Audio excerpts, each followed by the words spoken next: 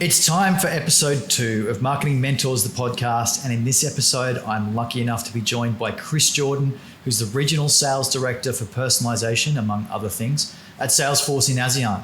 And we're talking about why personalisation is one of the most important parts of any digital transformation.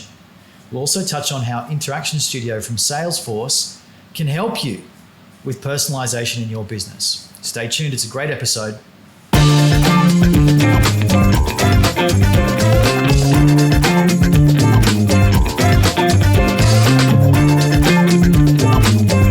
Chris Jordan, welcome to the Marketing Mentors podcast. Great to have you on. Today we're talking about a product that I really love that's sort of new to the Salesforce stack in a way. It's the result of an acquisition, Interaction Studio, and it's one of your specialties. Why don't we let you do the talking on what it is? What is Interaction Studio for people who don't know? Great place to start. I think the way that I would think about it is Interaction Studio is your key to personalization. So don't think about features, functions, categories, where's it at on the hype curve? Is it a real-time interaction management platform? Is it a personalization platform, a CDP? I think if you distill it down, ultimately what Interaction Studio is a way for us to collect data, unify that data, understand who that consumer is, and then personalize every engagement across every touch point in real time. And that's ultimately all it's doing. It's collecting, storing, understanding, making a decision, and then pushing that message out to any consumer across any touch point, inbound or outbound. So it sounds like a big remit for a product that's doing a lot of things. But one thing that I guess that keeps coming back to in terms of Interaction Studio is web personalization and personalization. But actually Interaction Studio does a lot more than that, doesn't it? Yeah, it's something that we see come up a lot. And I think it's probably driven, as I say, by the categories, right? So I think a lot of people have talked about the idea that, personalization starts with the web.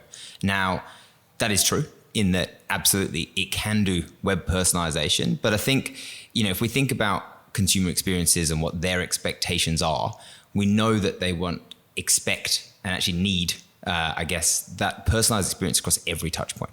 Now, that quite often might start with the website, but is then going to transact and go across all those different consumer touch points. And when I say touch points, I'm not just talking marketing. It could be sales, it could be service, it could be all of these other touch points as we go. Typically what we do see is web personalization is a great starting point. It's a great way to collect data, to really easily personalize. It's also something that we can see really quick, good results. So whilst Interaction Studio does do web personalization and does it brilliantly at that one-to-one level and critically in that real time, and when we're talking real time, we're talking, in the blink of an eye, 30 milliseconds or less, it also goes beyond those channels and looks at how do we engage with consumers across every interaction to make sure that they feel personalized. Because we know that the biggest challenge, I guess, for businesses is that, when consumers engage, they feel like they're talking to different departments. And ultimately, they expect this seamless engagement across all departments. And if they're not getting that, they're going to be disappointed and they're probably going to go elsewhere. So for us, we think about web being a great starting point for Interaction Studio, but the value is in the delivery that we can get from that is much more around that multi-channel and that, omni-channel almost engagement across every interaction from sales, service, marketing, and through to things like commerce and online, etc., both B2B and B2C. And I think that's the other thing that's worth noting when we come on to a bit more of a deeper dive into use cases and the value that we can bring into that. Interesting. So if I'm a CMO, this is not necessarily a product that's directly aimed at me. We talked with Jess O'Reilly last week, who's the head of Digital 360 at Salesforce. And we talked a lot about what Digital 360 brings. But in a way, what you're saying, I guess, is this is not just a marketing stack product. This could be used across almost a whole bunch of different teams inside a business, not just marketing. Is that right? Yeah, look, I think part of why that might be, and the way that I like to think about this, looking at the space of marketing, is that the role of the CMO or, the CDO even, or even, CGO, as we're now seeing pop up, the chief growth officers, is the role of that marketer is changing. More and more so they're owning the data in terms of who the customer is, and they're responsible for that customer engagement across every channel. And every interaction. So yes, it might be a CMO kind of conversation to start with, but ultimately we look at Interaction Studio delivering personalization across the end-to-end customer journey, right? From the top of the funnel down to the bottom of the funnel, and then even across loyalty or customer service. As a result of that, I think more and more so, this might not have been previously a kind of a CMO style product that we would look at, But increasingly, as that CMO role changes and shifts and pivots to owning that end-to-end customer engagement, then this absolutely is something that CMOs should be looking at and thinking about. That's a really interesting conversation, right? The role of a CMO or a chief growth officer inside a business now these days is away from your traditional, and I think it's been like this for a while, but away from traditional marketing where it's shouting at people, trying to get them to do something. That's not what marketing is anymore, and it's starting to evolve really rapidly. What I'd really be interested to know more about is if I'm a CMO or a chief growth officer listening to the podcast, how does Interaction Studio work? Because it sounds like it does a lot of great stuff. And these are good sort of feature lists or points in terms of this is the thing that it does. But how does it work? What does Interaction Studio do really under the hood? Yep, absolutely. So I think the simplest way to put it, because as you say, there's a lot to it. And we won't go into a deep technical session here today, but I think if you look at what it's really doing, I think the first thing is absolutely about integrating and ingesting. So we think about, you've got a whole bunch of different data sources where there's different signals coming from different channels at different times, be that outbound, inbound, engagement-led, outbound, etc. Now that might be, for example, I open an email, or it might be I go on the website, or it might be that I speak to a service rep. Typically, all that data is being collected and stored in different locations. So the first thing we need to do is be able to integrate and pull all that data in. But again, critically to, as I mentioned before, we need to be able to do that in real time. Not the next day, not batch uploads. We're talking in the moment that it happens. We need to be able to collect, store, and manage that data. So once we've integrated it, the second thing we really need to do is to understand who that consumer is. If you think about personalization, it's very hard to personalize and me to send you the right message at the right time on the right channel, Jimmy, if I miss a couple of other key signals and I don't tie that data in that moment back to all historical data, for example, and what you've done previously. So what we do is we tie and integrate in those current signals that are coming in that split moment, be that like a website engagement, for example. We then tie that back to that known identity or an unknown identity, depending on if that user is new or a known existing customer. We multiply and kind of build out the attributes, intent signals, or lifetime customer value of that consumer in that exact split second, again, all happening real time. And then we use that to basically do a decision. So we think about summing up where we've got to. We've integrated the data. We've unified it to give you that understanding of who the user is. Now we need to make a decision. We do that two ways. We do that either at a segment level, so kind of a Boolean logic rule-based system. So very much if a user does X, then do Y. Or we can use, and we'll talk about this a lot more in a minute, machine learning and AI that allows us to actually give that one-to-one personalization at the user level. Once we've made that decision, we then have to do an engagement. And that's where we're actually pushing out that message. And again, this is omni-channel. So we're not just talking about this being a web push, for example. This could be through an app, could be through a service agent or a sales rep, or it could be through Marketing Cloud, through Journey Builder, for example, as a specified email with specific content. So to sum up, if you think about that, we're integrating all these different data sources, understanding who that user is, building up that unified customer profile.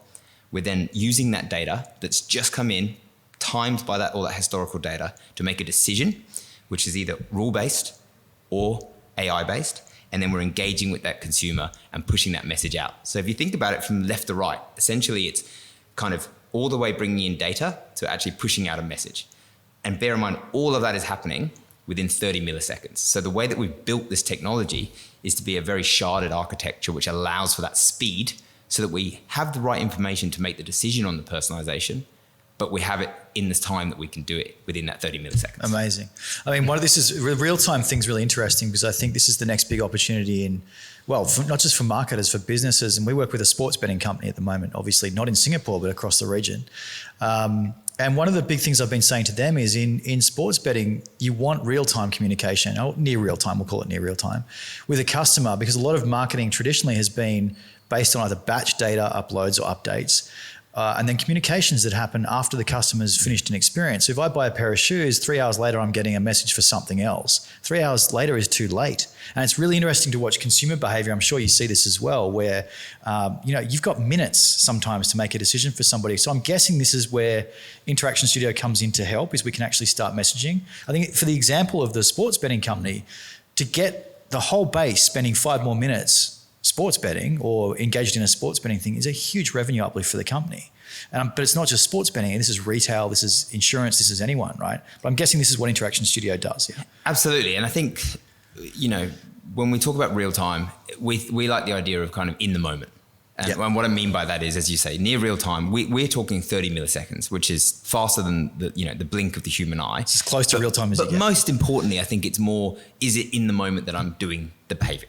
So if I go on the website and, as you say, I do an action, how do we make sure that we personalize that action in that moment? So even to the point where, for example, we adjust the search bar based off the historical, and the user doesn't even realize. So we've got inline editing happening on websites, for example. Things that are so subtle but make the user feel like they're having this seamless, amazing, personalized customer journey. That's the art of this, right? It shouldn't be smashing you in the face. It should be so personalized and so quick that you actually feel like that's happening. And I think when you look at a lot of how some brands are doing it at the moment, it would be more what we call, next time personalization, right? Because a lot of the time I go back to the website, maybe the next day or 4 hours later, and then there's a personalized message, but it's too late. Yeah. I've already made my purchase decision. I've done the action. So I think being able to do it in the moment is critical. But the other thing I would say, and I wrote a blog on this recently, which is definitely worth considering, is when is real time the right time?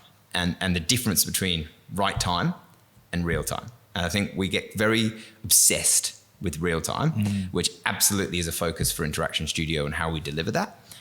But I take a step back, if anything, and say, what are we trying to do? What's the objective of this use case, for example, and how are we trying to do that? And as a result, what's the right time to do that? Now, in certain instances, that is in the moment, and we need the ability to do it in the moment. But there are other times where, when you look at what we do with Journey Builder, and that outbound, pre-planned, proactive approach, it's all about using data to understand when is the right time to send the message. Interaction Studio is going to be more reactive. So rather than actually changing that message based off where the journey is, it's going to see someone come in, do a different action, and therefore just make a decision to say, hey, that's not the right next best action or next best offer. This is, and therefore we should be serving this. And that's where it opens up that additional door, I think. So I think the first thing I would say is absolutely real time as a focus and a key capability, but more strategically thinking, what is the use case and how are we doing this? Because, sometimes right time is also very annoying. We need to think about what is the communication? What are we trying to get that user to do? If anything, Interaction Studio can be used as a checkpoint. So if it's a proactive outbound journey, let's check in. Has the user done an action before we send this mail?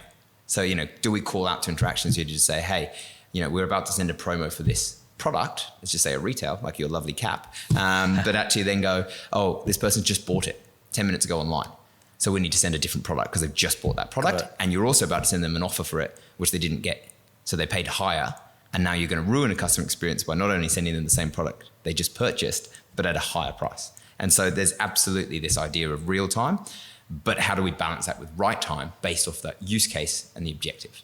Interesting. And I think it raises a point here where I remember talking about this funnily enough, when I was a customer of Salesforce a long time ago, 2012, before I became an evil consultant, where we talked about these tools now actually being able to be so personalized that we're bordering on the ability to be really creepy.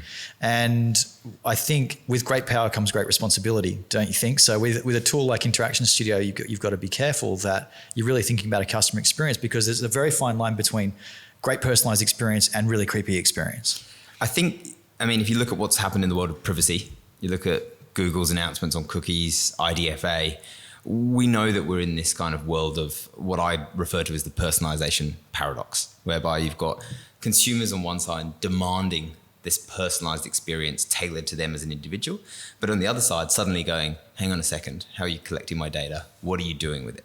So I think the companies that are doing this badly are doing that too often. They're over indexing on the creepy scale, and they're going too far down that route. But I also see it as a huge opportunity for brands to build trust, right? About how do I collect, store and manage first-party data with consent, knowing that user is set to this, and doing it in a way that creates a value exchange. And I think that's probably the key thing that I would say about this, is that first-party data collection, or even zero-party data collection, which is the kind of proactive data that consumers give. If you're storing, managing that and doing it in the right way, and you're giving a value exchange because of that, consumers are going to be very happy to share their data. We know that. We've seen that, and they're going to be ongoing engaged, and they're going to be loyal, and they're going to build that trust with you. And I think that's where we see a huge opportunity for brands to proactively reach out and say, you know, we want to personalize to you, but only if you're okay with it. But if we do, here's the benefit you're going to get. Here's the value. Here's the offer. Here's the loyalty.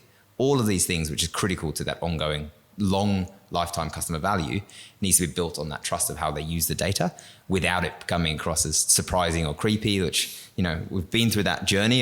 You know, the spam emails saying, you know, buy a t-shirt with your birth date and your name, family name on it, kind of, you know, out of the blue going, who the heck's this? Yeah. Sending me these messages. That's creepy, right? Yes. But, you know, a brand that I engage with regularly and buy from monthly, sending me relevant offers that actually makes me purchase, increases their revenue, and makes me feel privileged as a customer and have that engagement, is a good win-win for both the consumer and the brand. Yeah.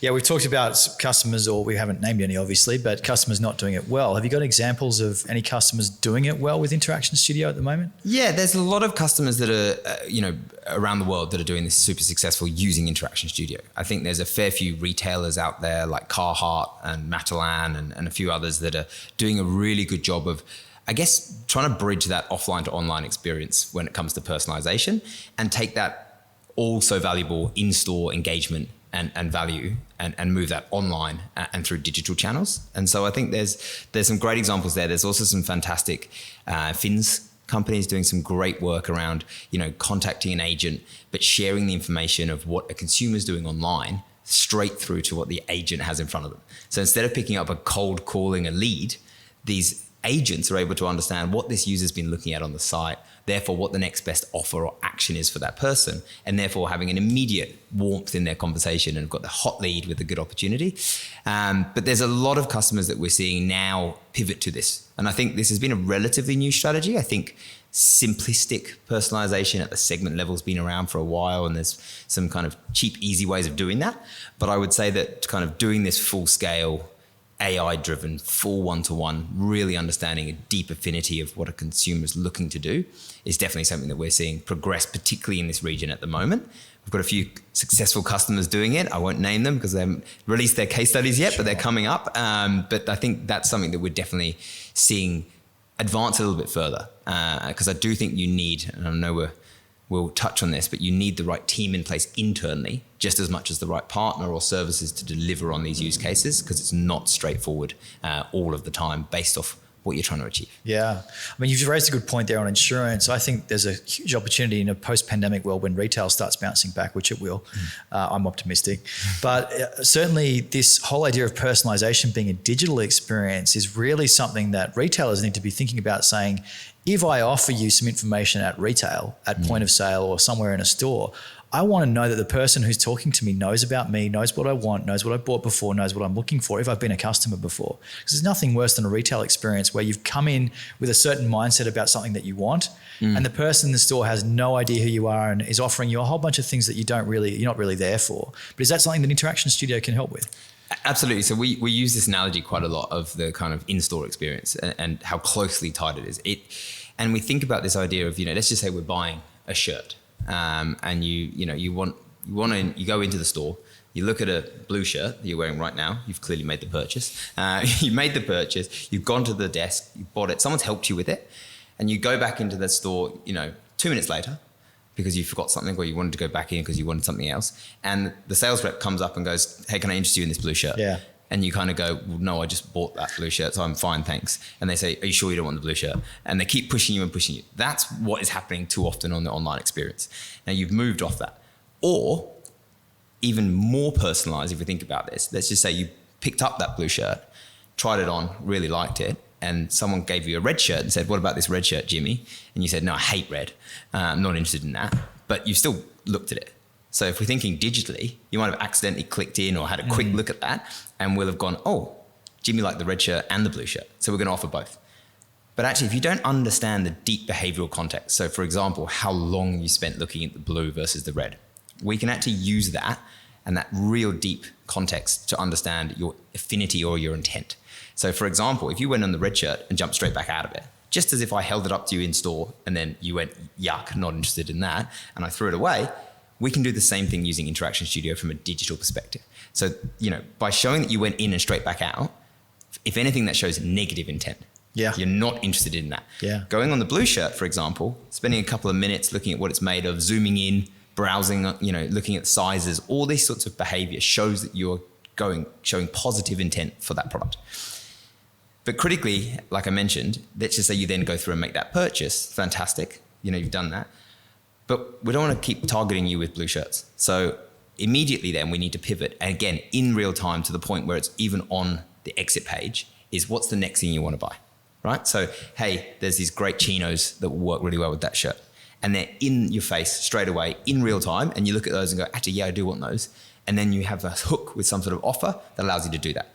Similar thing as I say, if you were in store and you had a really good white glove experience, whereby you went and picked up the shirt, tried it on, loved it, and then you're about to go and someone says, hey, these would go really well with that. And you go, actually, I do want those. Great decision. They've given you that next best offer, that next best action, and it's tied to your immediate understanding, but it's also building an understanding of what you don't want and allowing us to personalize that. So if we think about that whole online, offline, this is what Interaction Studio brings, the ability to basically give that human touch to that online experience. It's really interesting. Like my experience when I was back pre-consulting world as a marketer too was I think we as marketers tended to be too scared about offering the next offer straight away. And I always had a bit of an ethos with my team saying the best time to sell someone something is as soon as they've just bought something. And you'd have people saying, oh, but they've just bought, let's leave them alone for a while. I'm like, but how do you know that that person doesn't want to buy something right now? We just haven't offered it to them yet. Mm-hmm. Maybe they're going to go and look at a competitor's site and buy it there. So we found, it's not necessarily an upsell. It's just let's offer. If we now know certain things about a customer we didn't know before they bought and now we do, why not go and offer them? And if they buy, that's an intent thing that we've recognized there. I think that's a great point. I think when people are in a buying phase, typically they are in a buying phase, right? And if you think about, if you look at the science and the neuroscience behind making that purchase, all sorts of chemicals flood the brain and get them all excited and think, God, that was actually, a stimulating experience for me and my brain. That's the perfect moment to strike. Now, obviously, to the point before, we can't be creepy and kind of do it in a way that's kind of obtrusive, but you do have the ability to kind of engage further or put something on the shelf, oh, are you still interested in this? No, but I want that next time. Great.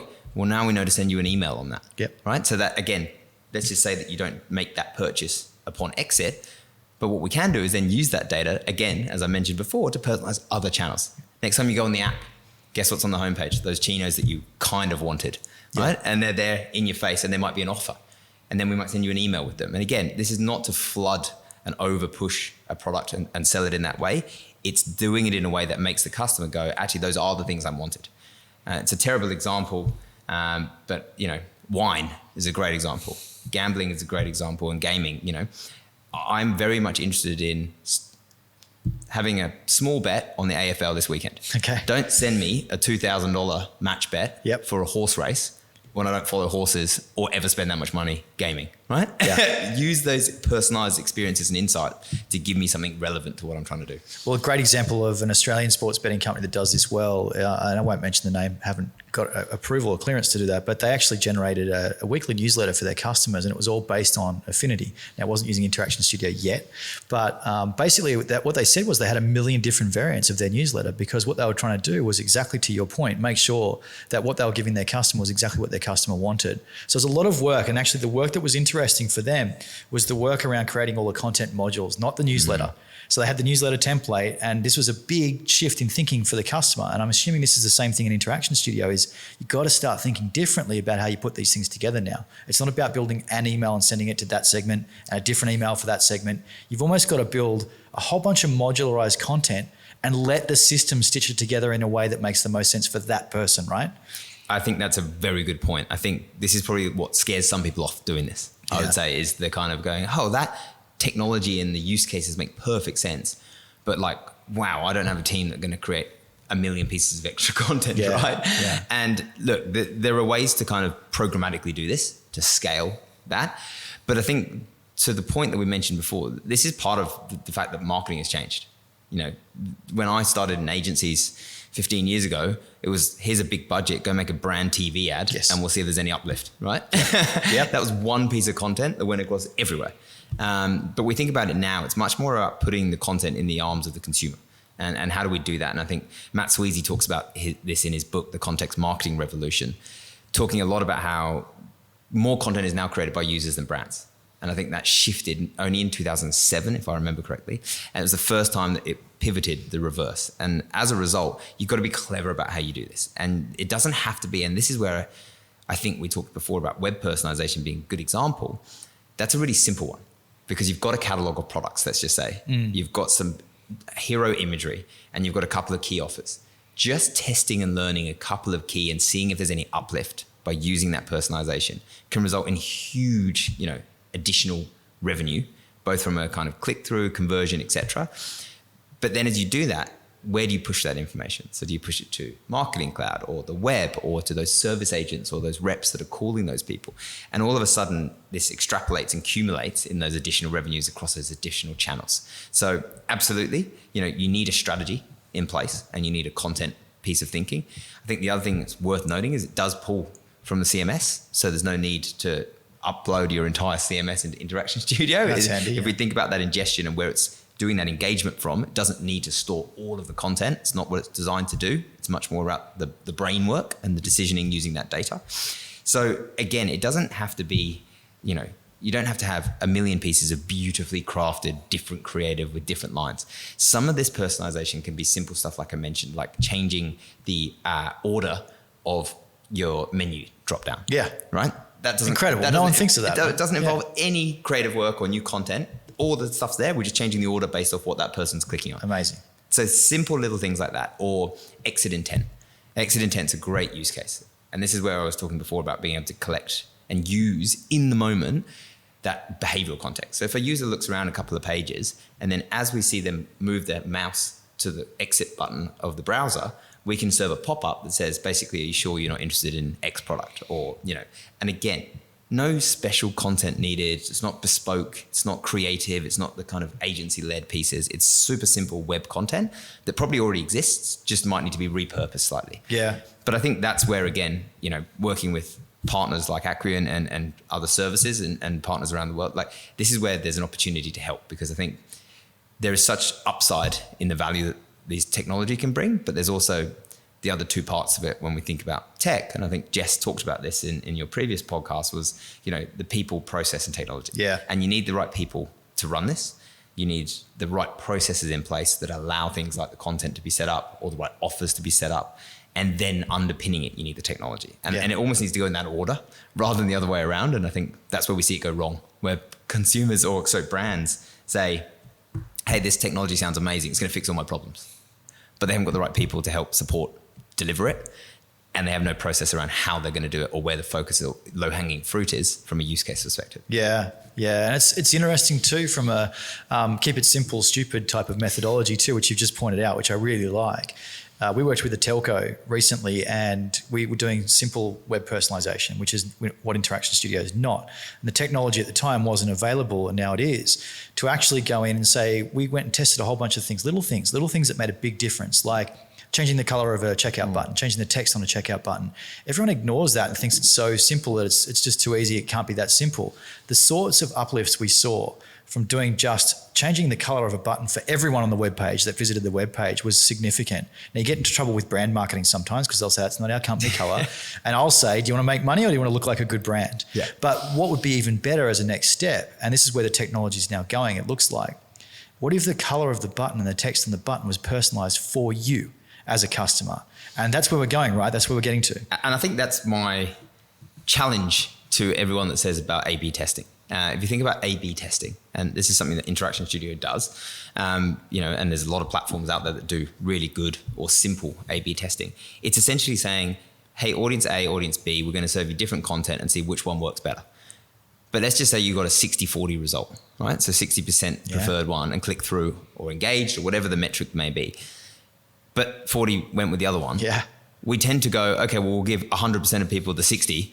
Why don't we give the 60 to the people that engage with it and the 40 to the people that engage with that? Yep. And that for me is personalization. And I think that's where we move on from A/B testing at the segment level to actually going, well, no, Jimmy, which do you prefer? And as you say, it can be small, tiny things like the button or, the homepage image. And again, think about this at a super simplistic level. If we can understand that you're a family, if you're on an insurance website, to your point, let's make sure that hero image is a family. Yep. Right? It immediately is going to strike an emotional chord with you and resonate with you more than a single guy or a single female, right? Okay. And immediately you're going to see the difference. So it doesn't have to be complicated use cases. I think keep it simple, stupid. I think my favorite expression, which I use all the time, is, I'm sorry I wrote you such a long letter. I didn't have time to write you a short one.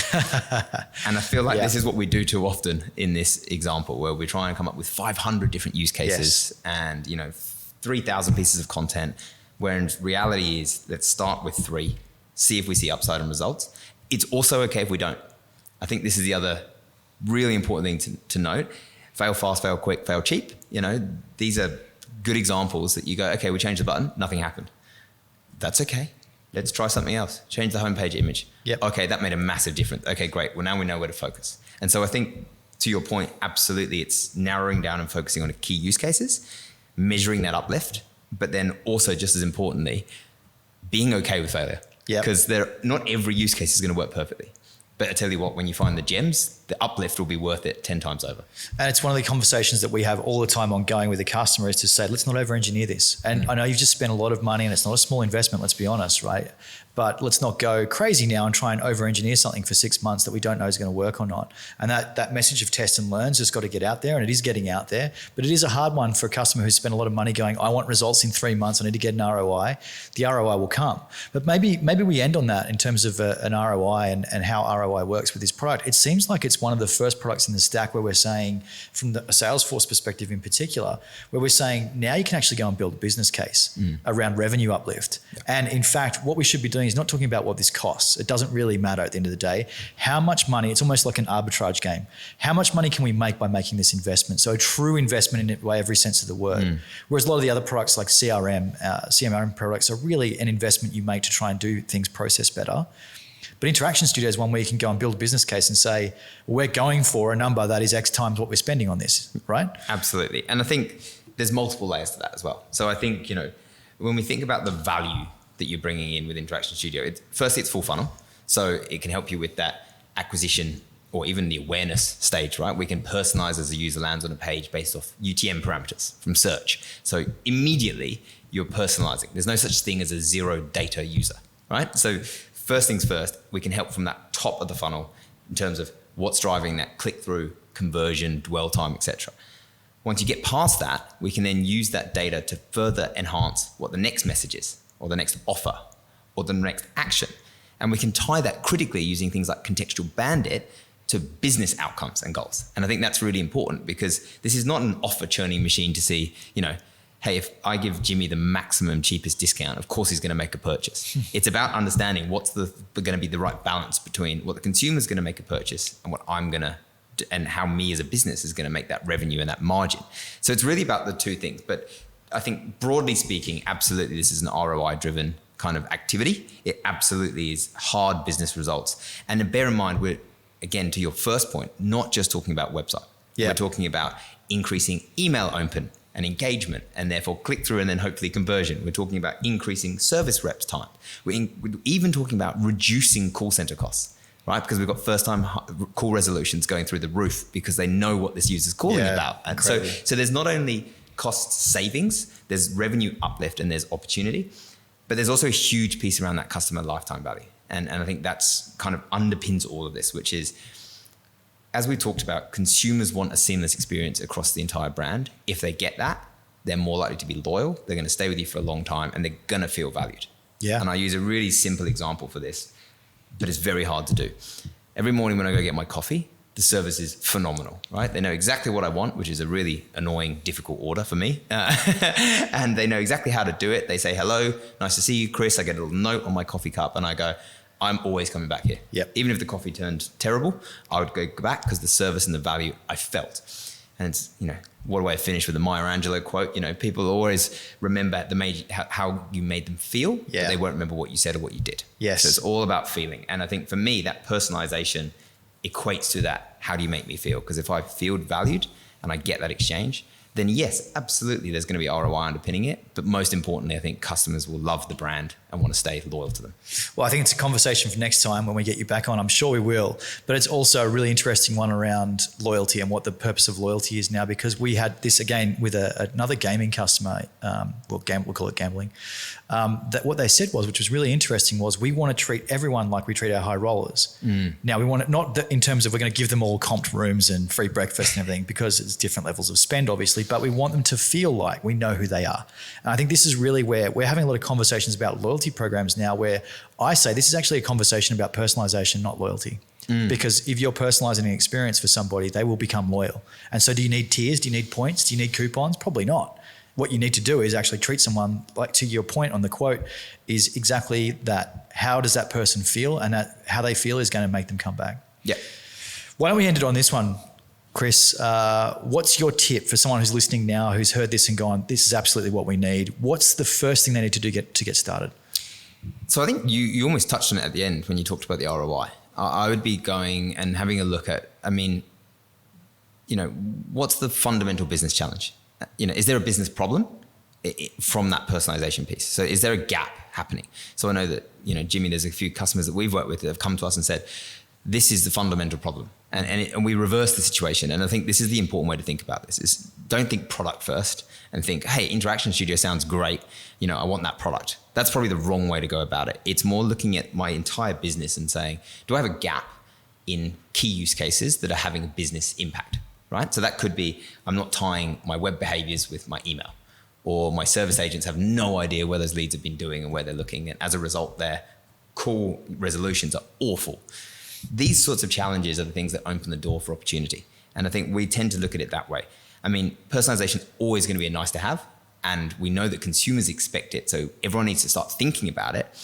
But the easiest way to get these things started is based off that low-hanging fruit with a business critical or a business challenge, opportunity, that very quickly you can show that crazy ROI, as you mentioned, in no time at all. Within 6 months, you're seeing huge success. And then those use cases are just going to expand and expand and expand. And I think that's the way that I would think about it, is what are those key use cases that are actually solving a business challenge? And if you can identify those and start there, the use cases, I say, are almost endless, right? In terms of there's a lot of stuff we can do.